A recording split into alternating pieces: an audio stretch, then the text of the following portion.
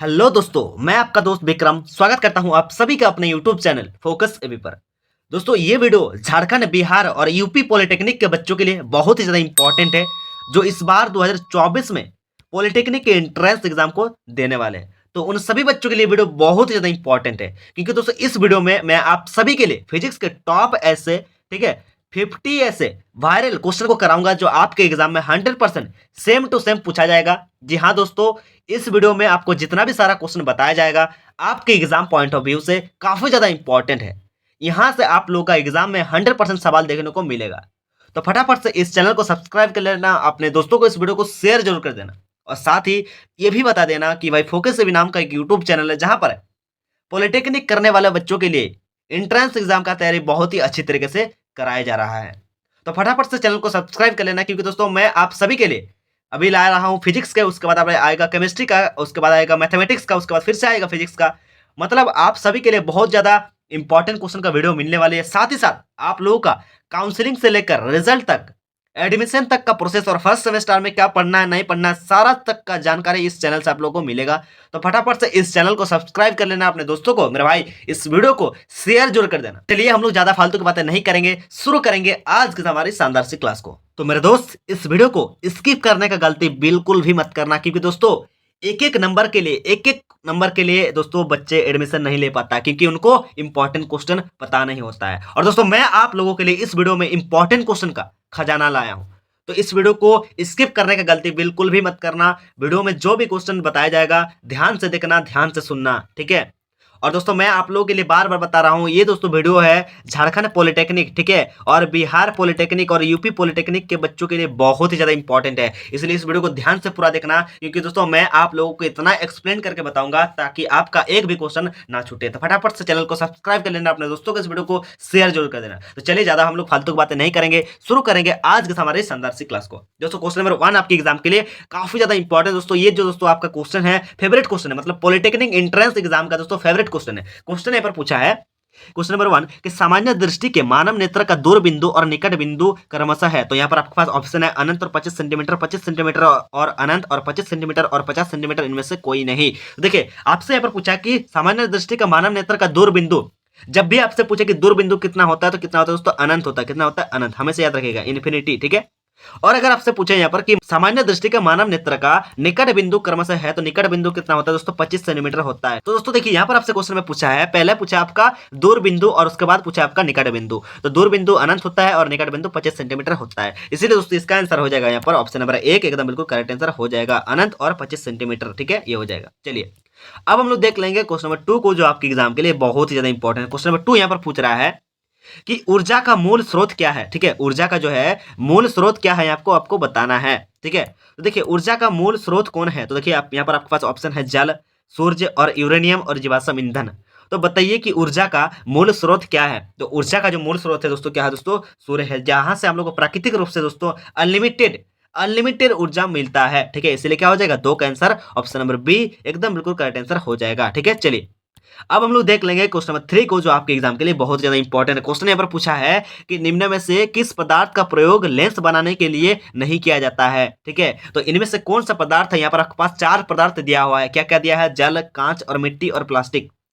तो इन पदार्थों में से लेंस बनाने का जो उपयोग है नहीं किया जाता है, किस पदार्थ का उपयोग नहीं किया जाता है? तो देखिए लेंस बनाने के लिए जल का भी प्रयोग किया जाता है, कांच का भी तो प्रयोग किया जाता है, क्योंकि कांच बिना तो लेंस बनता ही नहीं है, और प्लास्टिक का भी उपयोग किया जाता है, पर आपका मिट्टी का उपयोग नहीं किया जाता है। इसलिए क्या हो जाएगा? 3 का आंसर ऑप्शन नंबर सी एकदम बिल्कुल करेक्ट आंसर हो जाएगा। अब रट लीजिए, ठीक है, क्योंकि ये सारे क्वेश्चन आपके एग्जाम में 100% देखने को मिलेगा, ठीक है। क्वेश्चन नंबर 4 जो आपके एग्जाम के लिए बहुत ही ज्यादा इंपॉर्टेंट है, यहाँ पर पूछ रहा है कि प्रतिरोधकता का ऐसा मात्रक क्या है। यहाँ पर आपसे पूछ रहा है प्रतिरोधकता मतलब इंग्लिश में इसको बोला जाता है दोस्तों, क्या बोला जाता है? रेजिस्टेंस। क्या बोला जाता है? रेजिस्टेंस। तो अगर आपसे पूछा है दोस्तों प्रतिरोधकता, ठीक है, तो प्रतिरोधकता अगर आपसे पूछे कि प्रतिरोधकता का ऐसा मतलब क्या, तो आपको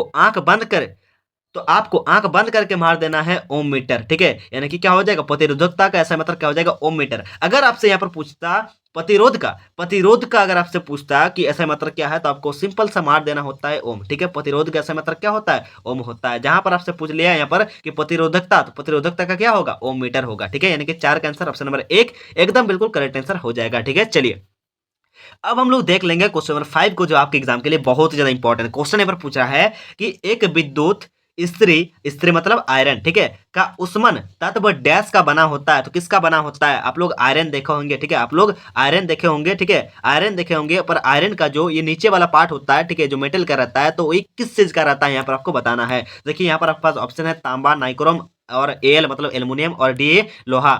तो किस चीज का बना हुआ रहता है? आयरन का जो नीचे वाला पार्ट होता है, जहां पर हम लोग आयरन जो कपड़ा पर हम लोग घिसते हैं, ठीक है, हिट करके, तो वो किस चीज का रहता है दोस्तों? वो नाइक्रम का होता है, क्योंकि वो जो बहुत जल्दी गलता नहीं है, ठीक है, हिट होने के बावजूद भी उतना गलता नहीं है, इसलिए क्या हो जाएगा यहाँ पर इसका आंसर 5 का आंसर ऑप्शन नंबर बी एकदम बिल्कुल राइट आंसर हो जाएगा, नाइक्रोम। ठीक है, चलिए अब हम लोग देख लेंगे यहाँ पर क्वेश्चन नंबर 6 को, जो आपके एग्जाम के लिए बहुत ज्यादा इंपॉर्टेंट क्वेश्चन नंबर 6 यहाँ पर पूछ रहा है कि 1 किलोवाट घंटा कितने जूल के बराबर होता है। तो 1 किलोवाट घंटा जो है दोस्तों कितने जूल के बराबर होता है, यहाँ पर आपको बताना है। तो कितने जूल के बराबर होता है, हमेशा याद रखिएगा, जो 1 किलोवाट घंटा जो बराबर होता है दोस्तों, तो 3.6 इंटू 10 to the 6 जूल के बराबर होता है। कितने के बराबर? 3.6 इंटू 10 to the 6 जूल के बराबर होता है 1 किलोवाट घंटा। ठीक है, यानी कि 6 का आंसर ऑप्शन नंबर 1 एकदम बिल्कुल करेक्ट आंसर हो जाएगा। ठीक है, चलिए अब हम लोग देख लेंगे यहाँ पर क्वेश्चन नंबर 7 को। क्वेश्चन नंबर 7 हमसे यहाँ पर पूछा है कि वह उपकरण जो परिपथ में विद्युत धारा को पता लगाने के लिए प्रयोग करता है डैश कहलाता है। दोस्तों यहाँ पर आपसे पूछ रहा है कि वह कौन सा उपकरण है। ठीक है, यहाँ पर आपसे पूछ रहा है कि वह कौन सा उपकरण है, मतलब कौन सा ऐसा डिवाइस है जो विद्युत धारा, ठीक है, जो विद्युत धारा जो किसी भी सर्किट में परिपथ में विद्युत धारा पता लगाने का काम करता है। दोस्तों यहाँ पर आपको बताना है जिसका प्रयोग किया जाता है। तो यहाँ पर आपके पास ऑप्शन है विद्युत मोटर, एसी जनरेटर, गैल्वेनोमीटर, और कोई नहीं। तो देखिए गैल्वेनोमीटर एक ऐसा डिवाइस है जहां पर हम लोग किसी भी सर्किट में हम लोग पता लगाते हैं कि करंट है कि नहीं, किसके द्वारा? तो गैल्वेनोमीटर के द्वारा। ठीक है, यानी कि 7 का आंसर क्या हो जाएगा? ऑप्शन नंबर सी एकदम बिल्कुल करेक्ट आंसर हो जाएगा, गैल्वेनोमीटर। ठीक है, चलिए अब हम लोग देख लेंगे यहाँ पर क्वेश्चन नंबर 8 को, जो आपके एग्जाम के लिए बहुत ज्यादा इंपॉर्टेंट दोस्तों। ये आ गया आपका न्यूमेरिकल का क्वेश्चन, और इस टाइप के क्वेश्चन आपके एग्जाम में 100% देखने को मिलेगा। तो फटाफट से वीडियो को लाइक कर दो, चैनल पर नए चैनल को सब्सक्राइब कर लो। ठीक है, क्वेश्चन नंबर 8 हमसे यहाँ पर पूछा है कि एक गोलाकार दर्पण का वक्रता त्रिज्या क्या दिया है? यहाँ पर वक्रता त्रिज्या, वक्रता त्रिज्या को हम लोग कैसे डिनोट करते हैं? आर से। ठीक है, तो वक्रता त्रिज्या कितना दिया है दोस्तों? यहाँ पर 20 सेंटीमीटर दिया है। कितना दिया है? 20 सेंटीमीटर यहाँ पर दिया हुआ है। और इसकी फोकस दूरी हम लोग को निकालना है, यानी कि दोस्तों हम लोग को ऐप निकालना है। क्या निकालना है? ऐप निकालना है। ठीक है, क्या निकालना है? ऐप निकालना है। तो दोस्तों हम लोग फॉर्मूला क्या जानते हैं? हम लोग क्या फॉर्मूला जानते हैं कि ऐप बराबर जो फॉर्मूला दोस्तों क्या होता है? r/2। क्या होता है? r/2। तो यहाँ पर r का वैल्यू क्या है? 20 सेंटीमीटर, तो 20, और अपन में क्या है? 2, तो 10 दूनी 20, यानी कि r एफ का वैल्यू क्या निकला दोस्तों? 10 सेंटीमीटर निकला। ठीक है, तो यहाँ पर क्या हो जाएगा? 8 का आंसर यहाँ पर ऑप्शन नंबर बी एकदम बिल्कुल करेक्ट आंसर हो जाएगा। ठीक है, आपको एक मेरे तरफ से क्वेश्चन है, अगर वक्रता त्रिज्या का वैल्यू अगर 50 दिया रहा है, ठीक है, 50 कितना? 50 दिया रहा है, तो फोकस दूरी क्या होगा? फटाफट से इसका आंसर आप लोग कमेंट में बताओ। ठीक है, अब हम लोग देख लेते हैं क्वेश्चन नंबर 9 को, जो आपके एग्जाम के लिए बहुत ही ज्यादा इंपॉर्टेंट क्वेश्चन यहाँ पर पूछा है कि नेत्र लेंस की फोकस दूरी में परिवर्तन किसके कारण होता है? तो नेत्र लेंस में फोकस दूरी में परिवर्तन किसके कारण होता है दोस्तों? यहाँ पर आपको बताना है। तो किसके कारण होता है दोस्तों? यहाँ पर आपको बताना है।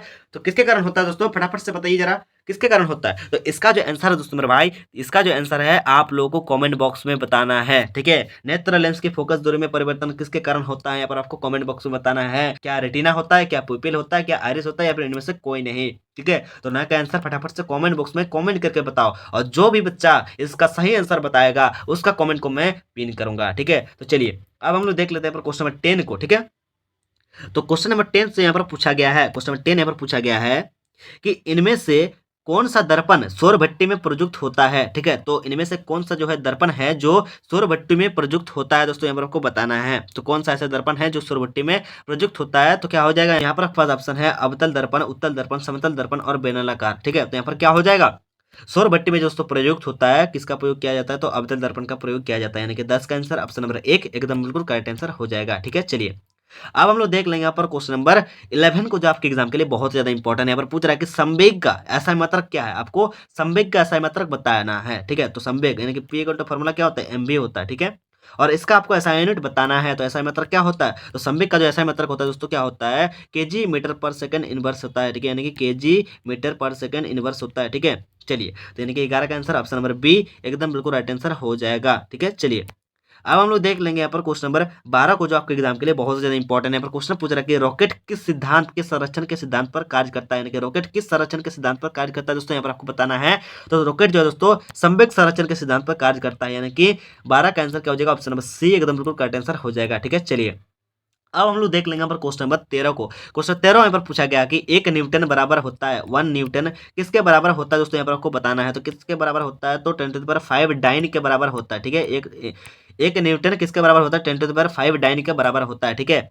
यहाँ पर हमने वर्ड में लिखा है, यहाँ पर हमने वर्ड में लिखा है, यहाँ पर आपको ऐसे मैथमेटिकली भी दिखा सकता है कि 1 न्यूटन इक्वल टू कितना होता है, 10⁵ डाइन होता है, ठीक है। चलिए, यानी कि 13 का आंसर ऑप्शन नंबर 1 एकदम बिल्कुल करेक्ट आंसर हो जाएगा, ठीक है। चलिए, अब हम लोग देख लेंगे यहाँ पर क्वेश्चन नंबर 14 को। क्वेश्चन नंबर 14 यहाँ पर पूछा गया है कि संवेग में परिवर्तन की दर बराबर होती है, संवेग परिवर्तन की दर बराबर होती है, किसके बराबर होती है, तो त्वरण के बराबर होती है, ठीक है। तो क्या हो जाएगा, 14 का आंसर ऑप्शन नंबर बी एकदम बिल्कुल करेक्ट आंसर हो जाएगा। चलिए, अब हम लोग देख लेते हैं यहाँ पर क्वेश्चन नंबर 15 को। क्वेश्चन 15 यहाँ पर पूछा गया है कि इनमें से कौन सदिश राशि नहीं है। तो सदिश राशि कौन नहीं है, और सदिश राशि कौन होता है जिसका डायरेक्शन होता है, ठीक है। जिसका डायरेक्शन होता है उसको हम लोग सदिश राशि बोलते हैं, जिसका डायरेक्शन नहीं होता है उसको हम लोग अदिश राशि बोलते हैं। तो सदिश राशि मतलब यहाँ पर क्या हो जाएगा, वेक्टर क्वांटिटी। तो यहाँ पर वेक्टर क्वांटिटी कौन नहीं है, तो यहाँ पर आपके पास ऑप्शन है विस्थापन मतलब डिस्प्लेसमेंट, चाल मतलब स्पीड, और वेग मतलब वेलोसिटी, त्वरण मतलब एक्सीलरेशन, ठीक है। तो यहाँ पर आपको बताना है, तो सदिश राशि कौन नहीं है, तो चाल क्या है दोस्तों, चाल क्या है दोस्तों, ये एक सदिश राशि नहीं है, मतलब क्या है दोस्तों, ये एक अदिश राशि है। तो क्या हो जाएगा, 15 का आंसर ऑप्शन नंबर बी एकदम बिल्कुल राइट आंसर हो जाएगा। और जबकि विस्थापन क्या है, एक सदिश राशि है, वेग क्या सदिश राशि है, त्वरण भी क्या है, एक सदिश राशि है, ठीक है। चलिए, अब हम लोग देख लेंगे हमारा क्वेश्चन नंबर 16 को, जो आपके एग्जाम के लिए बहुत ही ज्यादा इंपॉर्टेंट है और पॉलिटेक्निक एंट्रेंस एग्जाम का फेवरेट क्वेश्चन है। क्वेश्चन यहाँ पर पूछा गया है कि इनमें से सही संबंध कौन सा है, तो उसमें यहाँ पर आपको बताना है। तो हमने दोस्तों, अगर आपने पढ़ा होगा कि न्यूटन्स का फर्स्ट लॉ इक्वेशन, तो आपको पता होगा। तो क्या होता है दोस्तों, v equal to u plus 80, ठीक है।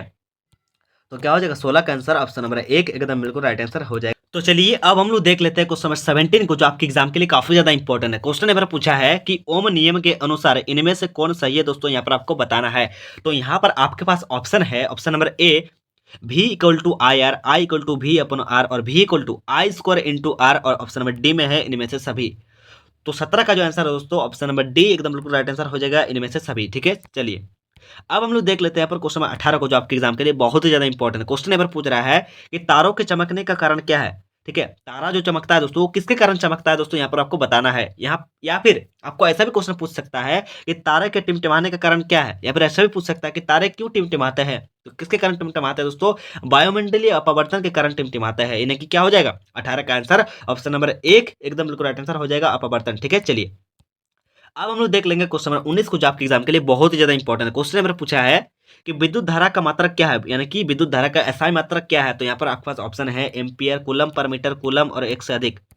तो विद्युत धारा का मात्रक क्या होता है दोस्तों, यहाँ पर आपको बताना है। तो विद्युत धारा का मात्रक क्या होता है, बच्चे बच्चे को पता है दोस्तों, क्या होता है, एम्पियर होता है, ठीक है। यानी कि 19 का आंसर ऑप्शन नंबर 1 एकदम बिल्कुल राइट आंसर हो जाएगा, एम्पियर, ठीक है। चलिए, तो चलिए, अब हम लोग देख लेंगे क्वेश्चन नंबर 20 को, जो आपके एग्जाम के लिए काफी ज्यादा इंपॉर्टेंट है, ठीक है। क्वेश्चन नंबर 20 पर पूछ रहा है कि किसी लेंस की क्षमता होती है, ठीक है। तो आपको पूछ रहा है यहाँ पर कि लेंस की क्षमता क्या होती है, यानी कि लेंस की क्षमता का फॉर्मूला क्या होता है दोस्तों, यहाँ पर आपको बताना। तो पी इक्वल टू 1 अपॉन क्या होता है, एफ होता है, ठीक है। यानी कि क्या हो जाएगा, 20 का आंसर ऑप्शन नंबर 1 एकदम बिल्कुल राइट आंसर हो जाएगा, ठीक है। चलिए, अब हम लोग देख लेंगे क्वेश्चन नंबर 21 को। क्वेश्चन नंबर 21 यहाँ पर पूछ रहा है कि स्नेल्स नियम के अनुसार, ठीक है, स्नेल्स लॉ के अकॉर्डिंग इनमें से कौन सही है दोस्तों, यहाँ पर आपको बताना है। तो स्नेल नियम के अनुसार क्या होता है कि म्यू जो होता है क्या दोस्तों, साइन आई, ठीक है, साइन आई अपन क्या होता है, साइन आर, ठीक है। यानी कि क्या हो जाएगा, 21 का आंसर ऑप्शन नंबर 1 एकदम बिल्कुल राइट आंसर हो जाएगा। रट लो भाई, म्यू इक्वल टू क्या होता है, sine i upon sine r, ठीक है। चलिए, अब हम लोग देख लेंगे यहाँ पर क्वेश्चन नंबर 22 को। क्वेश्चन 22 यहाँ पर पूछ रहा है कि किसी लेंस की क्षमता का सूत्र है, किसी लेंस की क्षमता का सूत्र है। तो क्या होता है दोस्तों, तो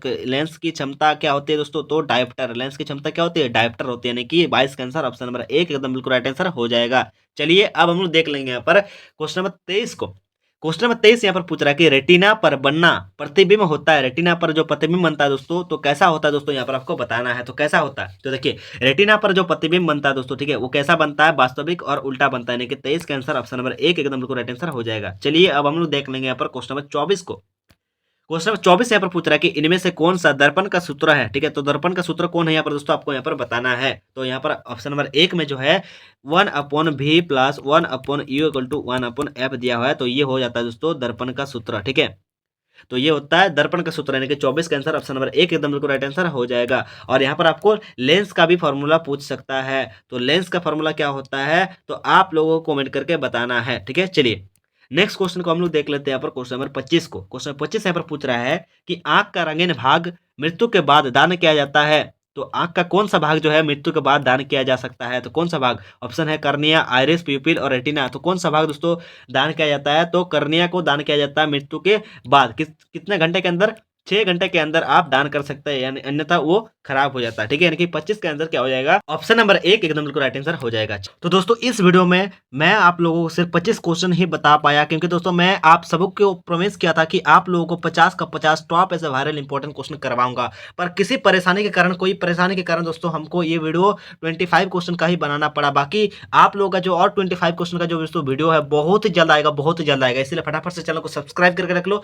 जस्ट कुछ ही देर बाद आप लोगों के लिए वीडियो अपलोड होते जाएगा, क्योंकि दोस्तों यहाँ पर जो है सिस्टम पूरी तरीके से हिट हो चुका है। इसीलिए दोस्तों इस वीडियो में मैं आपको ओनली 25 क्वेश्चन ही बता। नेक्स्ट वीडियो में मैं आप सभी के लिए 26 से लेकर 50 तक क्वेश्चन अवश्य करवाऊंगा, एकदम मस्त करवाऊंगा, क्योंकि बाकी जो बचा हुआ 25 क्वेश्चन है दोस्तों बहुत ही ज्यादा इंपॉर्टेंट है, क्योंकि उसी में छुपा हुआ दोस्तों आपका इंपॉर्टेंट क्वेश्चन का राज। तो फटाफट से चैनल को सब्सक्राइब करके रख लो, अपने दोस्तों को इस वीडियो को शेयर जरूर कर देना। ठीक है, तो चलिए मिलते हैं नेक्स्ट वीडियो में। जय हिंद, जय भारत, भारत माता की जय।